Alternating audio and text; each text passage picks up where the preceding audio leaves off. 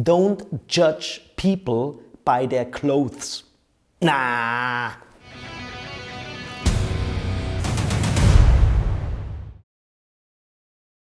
I recently stumbled upon that video. In that video, a young lady complains that she is judged by people because she's wearing a hijab. Now, on the one hand, I understand her, because we are way more than the clothes we are wearing. And Arthur Schopenhauer, the famous German philosopher from the 19th century, said, we should always question our first impression. We always should think a little bit more than the first impression gave us. Because if we rely only on the first impression, we don't differ from animals. But it was a means of security to get a strong first impression. There was an evolutionary advantage of judging people by the way they are wearing their clothes. Imagine 200,000 years ago and you were in your village and a group of people approached that village. They were wearing black clothes, they were wearing heavy shoulder protection, and they were wearing high hats and helmets. Now, what would you do?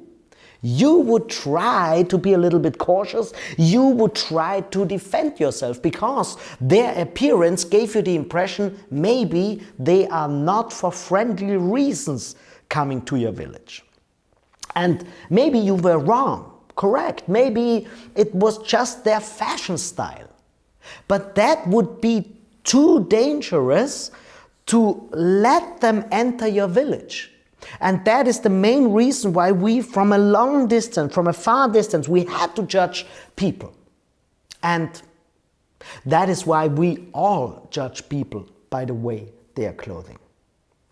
For instance, when you are entering a hospital and you have hurt yourself, and right next to the door you see a person with a heavy metal t-shirt, a leather jacket, heavy boots, and long hairs and a lot of tattoos.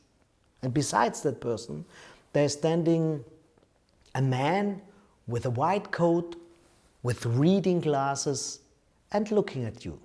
Now, what do you assume? What would you think would be the doctor of them? And whom would you talk to? Of course, it is obvious that you would talk to the person in the white coat, because the white coat gives you the signal, this is a medical profession. But to be honest, maybe the person with the heavy boots and the tattoos is the better doctor.